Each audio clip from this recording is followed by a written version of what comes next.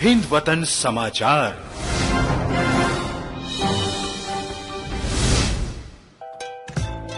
गोवर्धन गिरिराज जी का दुग्धाभिषेक कर की पूजा अर्चना।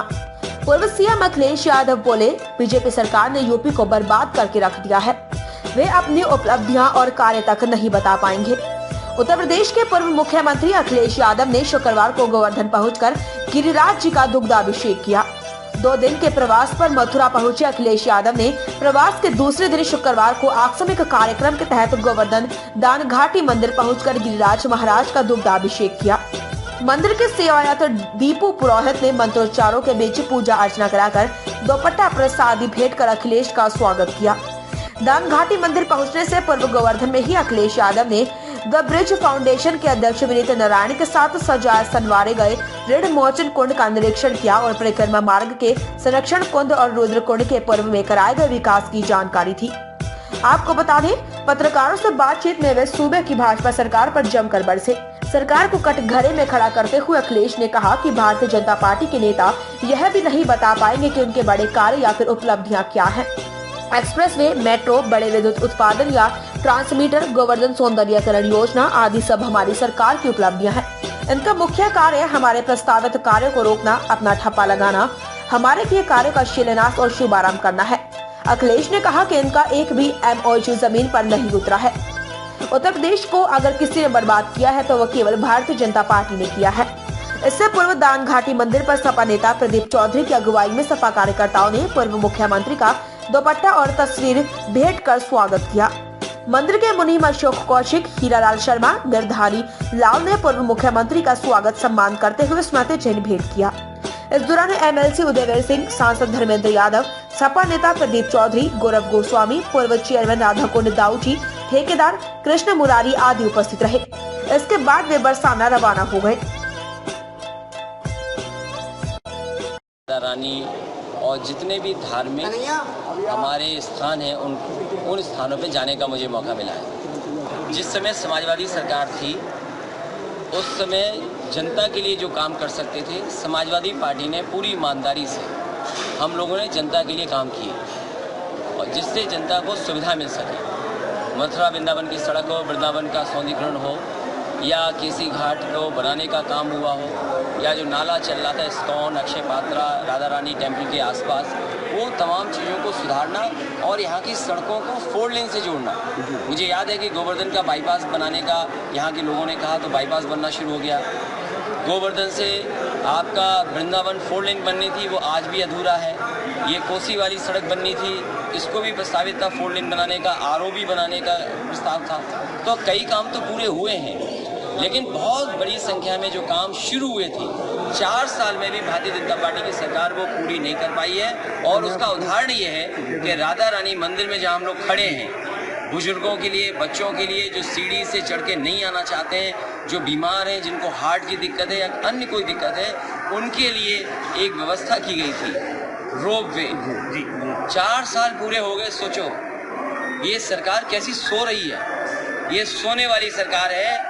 आज जो जश्न मना रही है सरकार, मैं जानता हूं कि मथुरा वृंदावन में और जो आपकी रैली होने जा रही है किसान पंचायत, ये किसान पंचायत किसान तो जगा ही रहे हैं, लेकिन जनता भी जाग गई है और आने वाले समय में जनता इनको उत्तर प्रदेश से दोबारा सत्ता में वापसी होती है अगर आपकी और बरसाना राधा रानी के दर्शन करने आए तो राधा रानी से आपने ये प्रार्थना की सत्ता में वापसी होने के बाद बरसाना के लिए बरसाना को पलटा आप घोषित करेंगे आप? देखिए, चंदा देने वाली भाषा भारतीय जनता पार्टी की है, लेकिन दक्षिणा देने की भाषा समाजवादी पार्टी की है।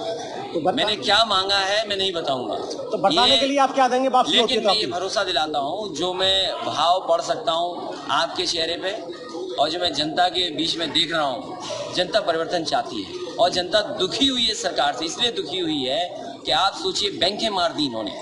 हमें जो इंटरेस्ट मिलता था FD का वो 5% कम हो गया, डीजल पेट्रोल महंगा हो गया, उज्ज्वला कोई जला नहीं पा रहा है, आपके जितनी भी चीजें सब महंगी होती चली जा रही है। बीजेपी सरकार सबको निजीकरण कर रही है, निजीकरण पे क्या रहेंगे? जो कानून बना रहे हैं उससे खेती बर्बादी हो जाएगी।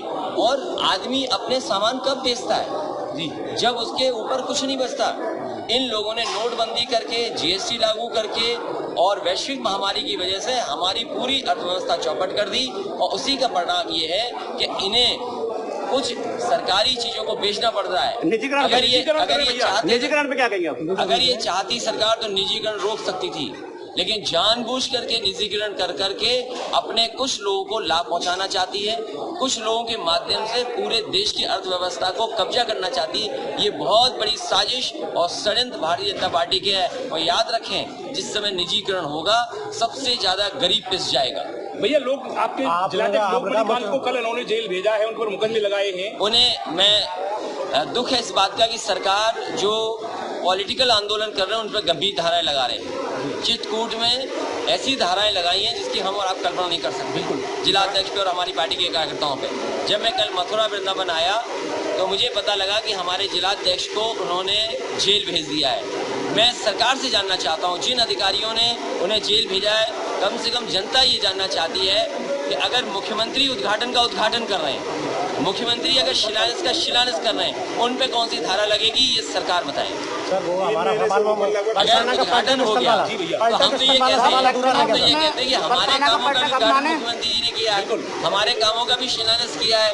तो अगर उद्घाटन का उद्घाटन हुआ है, शिलान्यास का शिलान्यास हुआ, तो क्या मुख्यमंत्री जी में धारा नहीं लगनी में रहते हो? आपने भ्रष्ट विकास परिषद का जो गठन किया था, तो उसमें आगे आपकी क्या योजना रहेगी सरकार अगर सत्ता में आती है? मुझे खुशी होगी कि विनीत नारायण जी को मौका मिले, उन्होंने बहुत काम किया है और अगर वो काम को करने के लिए आगे आते हैं तो सरकार की मदद से पूरा सहयोग होगा। बरसाना के लिए आप क्या सौगात देना है? दुनिया में ऐसे मंदिर, ऐसे कहानियाँ, ऐसे हिंदू माइथोलॉजी की जो जोड़ने वाली चीज़ें कहीं नहीं मिलेंगी। जैसे राधा रानी मंदिर है, बरसाना की जो होली है।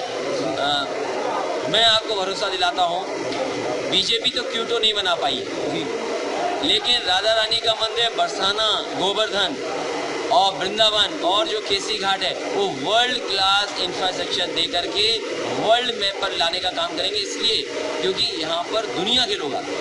3 महीने से किसान आंदोलन ऊपर हो गया है, क्या कहेंगे? ये किसान नहीं रुकेंगे, हम उन्हें बधाई देते हैं, क्योंकि किसान रुकने वाले नहीं है और तभी रुकेंगे जब इस सरकार हटा लेंगे। और किसान से सब जुड़े हैं, आप भी खेती करते हैं जी। आप में जितने लोग हैं उनके परिवार के लोग होंगे जिन पे खेती होगी। बताओ धान की कहाँ मिस्त्री मिल गई, अभी सरसों खड़ी खेतों में बताओ कहाँ मिल गई। आलू के लिए क्या इंतजाम सरकार ने किया है, मक्के के लिए क्या इंतजाम किया, और इंतजाम तो किया नहीं, बिजली का बिल ठोक दिया आपने। बताओ बिजली का बिल कितना ठोक दिया आपने? भैया, मैं ये कह रहा हूँ आपसे, भैया जैसे आपने कहा कि अब चुनावों के बाद, ग्राम पंचायत चुनावों के बाद आप साइकिल यात्रा पे निकलेंगे। लगातार पार्टी के कार्यक्रम होंगे जी, और ये शुरुआत है जी, जहाँ पर शिविर चल रहे हैं जी। आने वाले समय में रथ, साइकिल सब कुछ देखोगे कि भारतीय जनता पार्टी को। भैया, युवा हिंदुस्तान न्यूज के लिए मथुरा से अमित गोस्वामी की रिपोर्ट। देश दुनिया की हर छोटी बड़ी खबर देखने के लिए हमारे चैनल हिंदुस्तान समाचार को सब्सक्राइब करें और बेल आइकन दबाएं, जिससे आपको हर खबर समय से मिलती रहे। अधिक जानकारी के लिए संपर्क करें। Contact number 8707210999।